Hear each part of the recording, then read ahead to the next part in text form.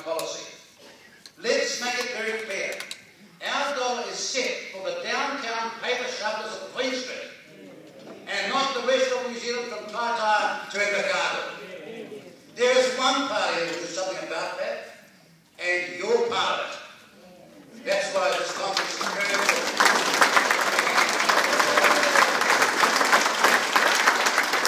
This overvalued exchange rate damages our international competitiveness and hurts the exporters just as high blood sugars damage the health of a diabetic.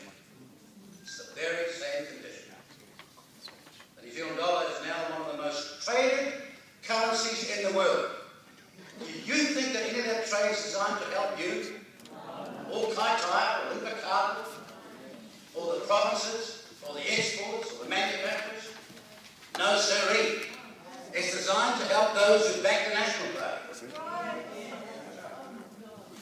You know, nearly every commentator now says that our dollar is seriously overvalued. Not bank commentators, not insurance house commentators, not the paper shufflers and money speculators, not their commentators, but every other commentator believes our dollar is seriously overvalued, as does the IMF. And we have, unlike any other political party, argued that for years. For 90 long years, we have said, this is what's wrong with our country. But unlike these latter-day converts, we intend to do something about it. If you want to know what bottom lines look like in 2014, listen up, because that's what this convention is about. We have prepared legislation that would give the Reserve Bank the flexibility it needs to promote growth, employment, and our export base. Or in case you say, well, what did you do about it last time? Well, we tried it once, you remember, when we changed the settings for the Reserve Bank, and the then head of the Reserve Bank promptly ignored them. Well, that will not be happening again. You know, ladies and gentlemen, manufacturing matters. And we will stop New Zealand manufacturing being treated as the Cinderella of the economy and give it, again, the priority it deserves.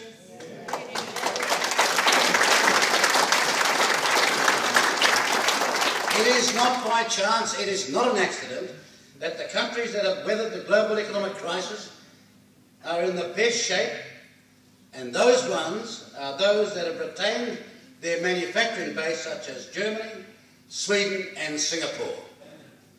Very different people, different parts of the world, but following some sound prescriptions which we once were the world leaders in, when we were number 2 in the world, but which those who have captured the economic and political market have since sacrificed us for. As a small open economy facing fierce competition from multiple sources, our manufacturing base is under terrible threat.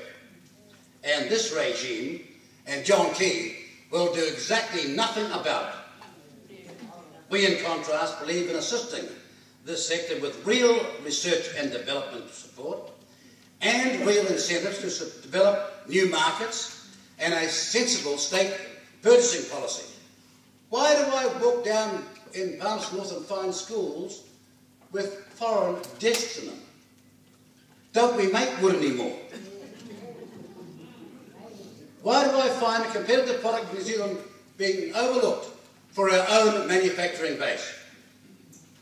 We have already sacrificed much of our manufacturing on the altar of free trade. Some, you know, call this offshoring, or that lovely term, outsourcing. We call it job theft. Well, that's what it is. We say it's time to put the interests of New Zealand companies and New Zealand company workers first. The folly of going for the short-term fix of cheaper foreign imports is obvious.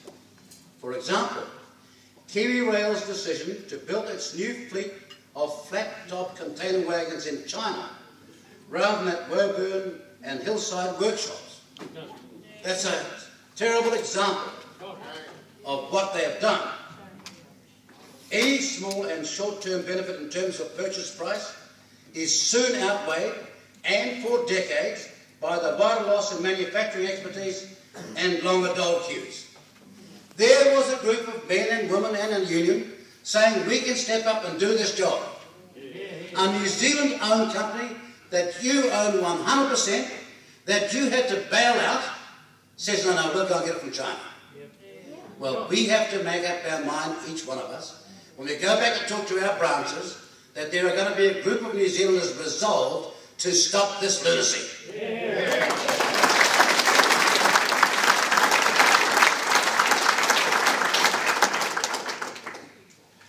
You know, the overseas ownership of our prime assets is sucking away our economic lifeblood. Take one example. The banking sector, of which over 90% is in foreign ownership.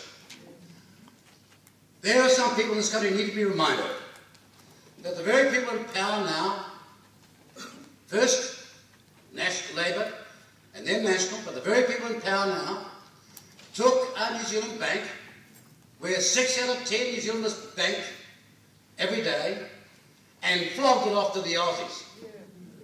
It was called the Bank of New Zealand. Today, 90% of the banking sector is in foreign ownership. The major cause of our chronic balance of payments problem is the torrent of profits and dividends that the foreign banks vacuum out of New Zealand every year. New Zealand First will give all government business, and we say local government business as well, to a locally owned bank.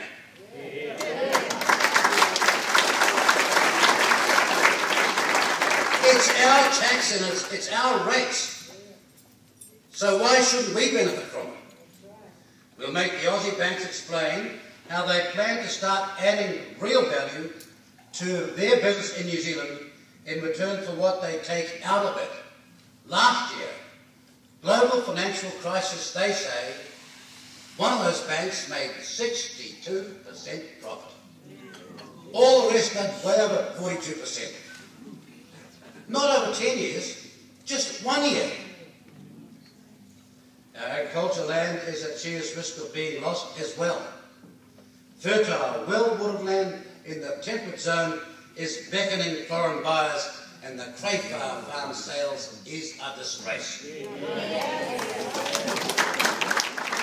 what did they say? Well, they got a note from the Foreign Minister, McCulley, who said this will dramatically affect our relationship with China. So what?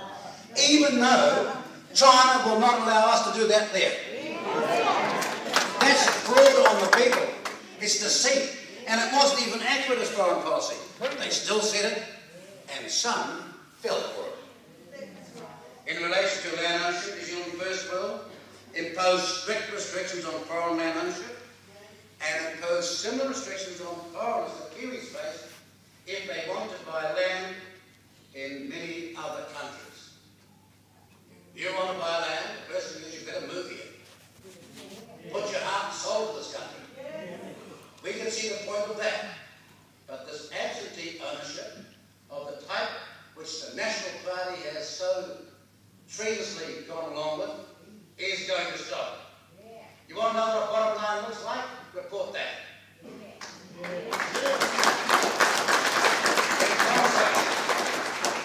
Well, they all want to know what the bottom line is for 2014. We thought we'd get ahead of the program. Give them a chance to digest it.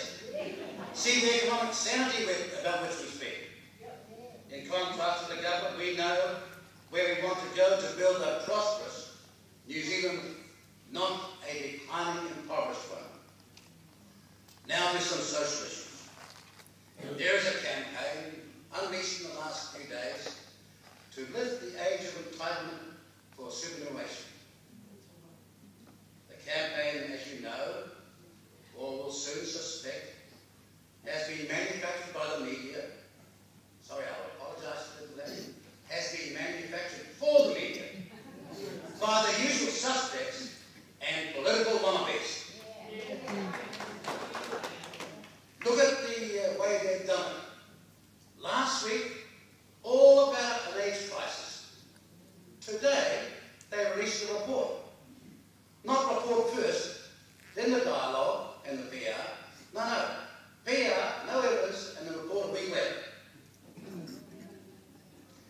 been manufactured for the media by the usual suspects and political wannabes.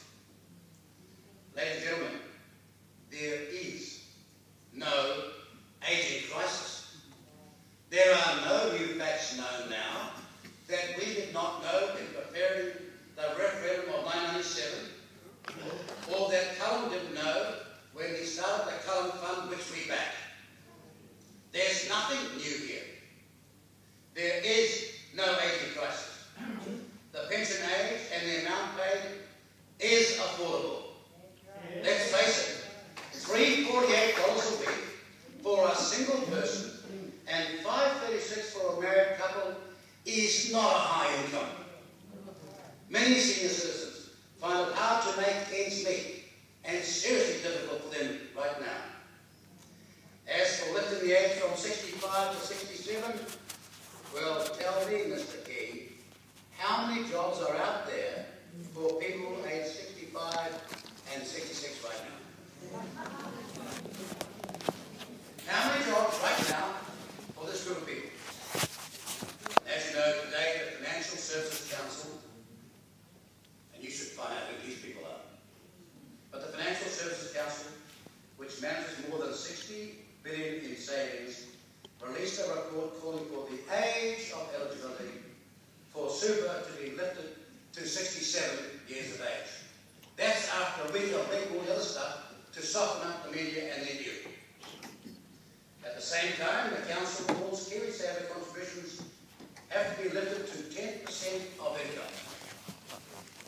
And then the very, very under-highlighted part, they also want a taxpayer's guarantee.